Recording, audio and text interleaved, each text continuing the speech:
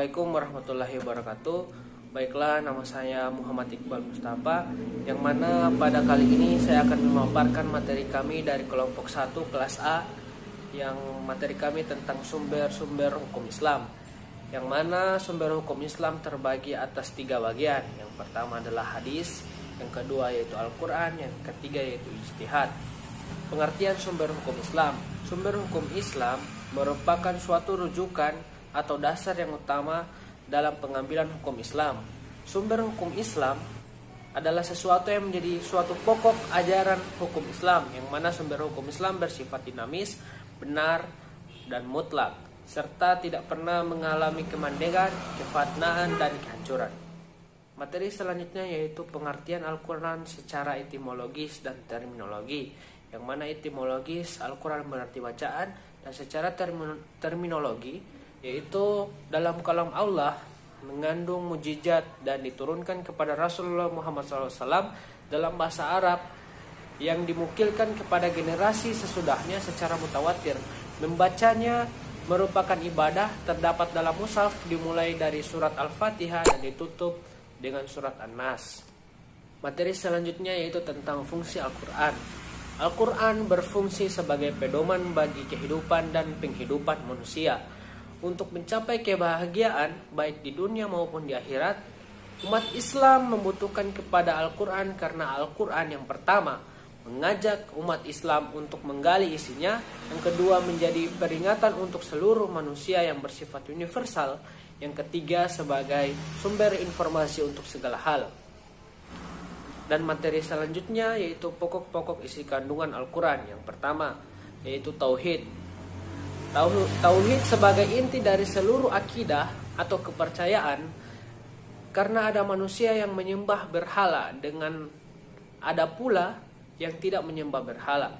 Yang kedua tentang ibadah. Ibadah menghidupkan rasa ketauhidan dalam hati dan menetapkannya dalam jiwa dengan arti hubungan antara makhluk dengan Khaliqnya. Yang ketiga yaitu janji. Janji baik dan janji buruk, yaitu janji baik terhadap yang dikehendaki oleh Allah dan memberikan kabar gembira dan kebaikan dijadikan pahala. Yang kedua janji buruk terhadap orang yang tidak berpegang dengan Al-Quran dan diberi berita ketakutan dengan akibat-akibatnya. Yang keempat yaitu menjelaskan jalan kebahagiaan dan cara melaluinya untuk memperoleh kesenangan dunia dan di akhirat. Yang kelima yaitu cerita-cerita dan sejarah-sejarah, yang mana sejarah orang yang berpegang kepada peraturan Allah dan hukuman saleh. Baiklah, materi selanjutnya yaitu tentang hadis dan sunnah, yang mana mempunyai beberapa arti, yaitu jadid berarti baru, qarib berarti dekat, kabar berarti berita. Kata lain dari hadis ini adalah sunnah, yang berarti jalan yang ditempuh oleh Rasulullah, sedangkan dalam istilah sunnah atau hadis adalah sebagai perkataan atau perbuatan dan takrir atau keadaan Nabi SAW. Materi selanjutnya yaitu tentang hadis atau sunnah dan segala bentuk-bentuknya. Yang pertama yaitu sunnah atau hadis qauliyah, yang kedua sunnah fi'liyah, dan yang ketiga sunnah hadis takriyah. Yang mana sunnah hadis qauliyah yaitu perkataan Rasulullah yang menerangkan hukum-hukum agama dan maksud isi Al-Quran, apa yang dijakati dan beberapa zakat dalam Al-Quran, misalnya perintah berapa besarnya zakat yang ditetapkan oleh Rasulullah. Yang kedua yaitu sunnah fi'liyah, yaitu perbuatan Rasulullah yang menjelaskan isi Al-Quran, misalnya cara mengambil air wudu. Yang ketiga yaitu sunnah hadis takriyah, yang penjelasannya yaitu bila Rasulullah mendengar sahabat mengatakan sesuatu, beliau tidak menegur atau melarangnya, namun persetujuan ini dilakukan beliau dengan cara diam dan tidak mengingkari atau menyatakan kerelaannya dan menganggap baik hal tersebut.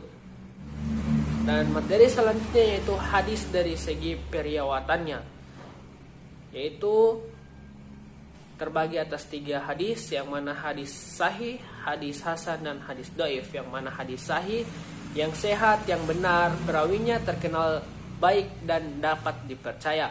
Yang kedua tentang hadis hasan, yang baik perawihnya tidak diketahui cacatnya. Dan yang ketiga hadis dhaif, yang lemah di mana periwayatnya disangsikan kemampuan dan kejujurannya. Dan materi selanjutnya yaitu ijtihad, yang mana ijtihad menurut Hanafi adalah mencurahkan tenaga atau memeras pikiran untuk menemukan hukum Islam.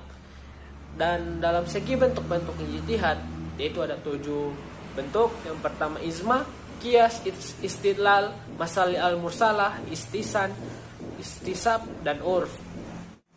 Kemudian berikut ini adalah bentuk-bentuk dari ke-7 bentuk ijtihad tadi, yang mana ijma adalah kebulatan pendapat dari para mujtahid terhadap penetapan suatu hukum Islam. Yang kedua yaitu qiyas, dinilai sebagai sumber hukum. Keempat atau qiyas berarti ukuran pertimbangan persamaan atau analogi. Yang ketiga yaitu istidlal, yaitu menarik kesimpulan 2 hal yang berbeda. Yang keempat yaitu masali al-mursalah, adalah cara menemukan hukum sesuatu hal yang tidak terdapat ketentuan dalam Al-Quran maupun hadis. Yang kelima yaitu istisan, adalah cara menentukan hukum dengan jalan menyimpang dari ketentuan yang sudah ada demi keadilan dan kepentingan sosial. Dan yang keenam yaitu istisab, adalah menetapkan hukum sesuatu hal menurut keadaan yang terjadi sebelumnya.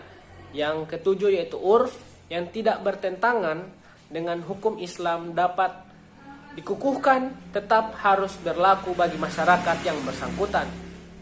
Baiklah, itulah pemaparan materi dari kelompok kami, yaitu kelompok 1 dari kelas A, yang mana materinya adalah sumber-sumber hukum Islam. Terima kasih. Wassalamualaikum warahmatullahi wabarakatuh.